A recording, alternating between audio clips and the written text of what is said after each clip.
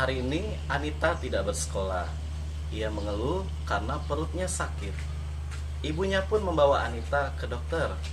Dan setelah diperiksa, dokter mengatakan Anita mengalami gangguan asam lambung berlebih. Dokter pun memberikan obat kepada Anita yang mengandung senyawa magnesium hidroksida dan aluminium hidroksida. Setelah rutin mengkonsumsi obat tersebut, Anita pun kembali pulih dan bersekolah keesokan harinya. Nah, mengapa ya asam lambung berlebih cukup berbahaya? Dan mengapa senyawa magnesium hidroksida dan aluminium hidroksida bisa mengobati gangguan asam lambung berlebih?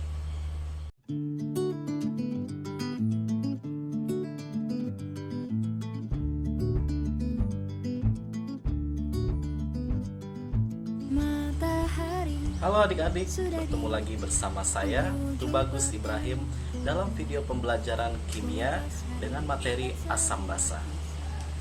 Contoh di awal tadi adalah kasus atau fenomena sehari-hari yang berkaitan dengan asam basa. Sebagai contoh, seseorang yang mengalami penyakit asam lambung dapat diobati dengan obat mah yang mengandung senyawa basa. Nah, apa itu asam dan apa itu basa? Kita akan mempelajarinya dalam video pembelajaran kali ini. Dalam sehari-hari, sebetulnya cukup banyak contoh asam dan basa yang bisa kita jumpai. Sebagai contoh, lemon atau jeruk, cuka, air aki, dan sebagainya. Begitu juga dengan senyawa basa, sebagai contoh air kapur, obat mah, dan lain-lain.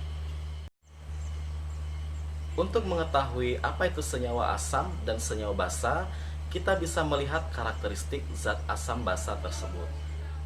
Untuk zat asam memiliki ciri-ciri berasa masam, memiliki pH yang rendah di bawah 7, dapat memerahkan lakmus biru, dan juga bersifat korosif terhadap tubuh.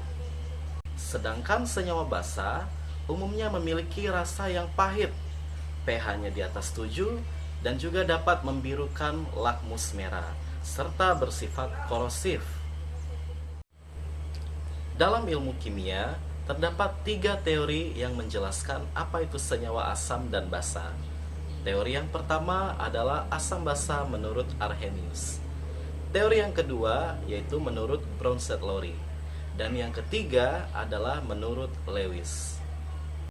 Menurut Arrhenius, asam adalah senyawa yang apabila dilarutkan ke dalam air akan menghasilkan ion H+. Sebagai contoh, HCl. Senyawa ini akan terionisasi menghasilkan ion H+ dan Cl-. Sedangkan senyawa basa adalah zat yang apabila dilarutkan dalam air akan menghasilkan ion OH-. Sebagai contoh, NaOH. Senyawa ini akan terion menghasilkan ion Na+ dan OH-. Berdasarkan kemampuannya menghasilkan ion H+, maka senyawa asam pun bisa kita golongkan menjadi asam kuat dan asam lemah. Asam kuat akan menghasilkan ionisasi yang sempurna menghasilkan ion H+. Sedangkan asam lemah hanya sebagian menghasilkan ion H+. Begitu pula dengan senyawa basa. Senyawa basa bisa digolongkan menjadi 2 jenis, yaitu basa kuat dan basa lemah. Basa kuat akan menghasilkan ion yang sempurna atau mengalami ionisasi sempurna menghasilkan ion OH-. Sedangkan basa lemah hanya sebagian menghasilkan ion OH-. Contoh senyawa asam kuat adalah HCl, H2SO4, HBr, HNO3.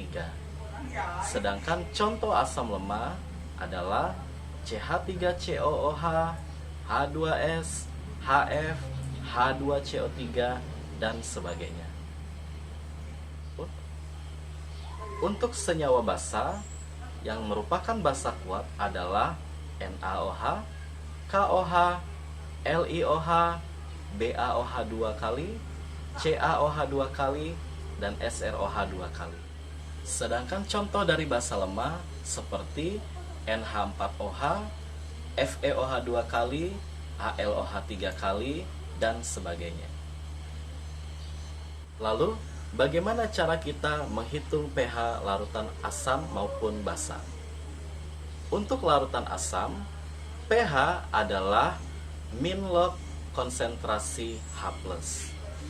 Sedangkan untuk senyawa basa, pOH adalah min log konsentrasi OH-. Sehingga untuk mencari pH larutan basa adalah 14 dikurang pOH, di mana 14 adalah Kw untuk air. Untuk mencari pH dari larutan asam kuat dan asam lemah, terdapat perbedaan. Untuk asam kuat seperti HCl, maka konsentrasi H+ adalah sesuai dengan konsentrasi larutan tersebut dengan valensi asam. Sedangkan untuk asam lemah, maka konsentrasi H+ adalah akar dari konstanta asam dikali konsentrasi larutan. Sebagai contoh, kita akan menghitung pH larutan HCl 0,4 molar dan larutan CH3COOH 0,4 molar dengan konstanta asam 1 kali 10 min 5.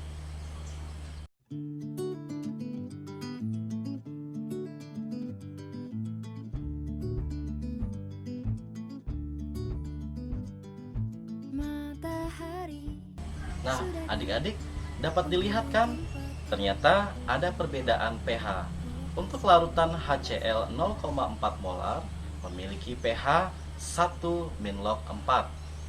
Sedangkan larutan CH3COOH memiliki pH 3 min log 2. Lalu, bagaimana menghitung pH untuk larutan basa kuat dan basa lemah? Nah, sama seperti pada asam, untuk basa kuat, konsentrasi OH- adalah sebanding dengan molaritas larutan dikali dengan valensi basa. Sedangkan untuk basa lemah, konsentrasi OH- dihitung berdasarkan akar Kb dikali konsentrasi larutan. Sebagai contoh, berapakah pH dari larutan NaOH 0,1 molar dan larutan NH4OH 0,1 molar?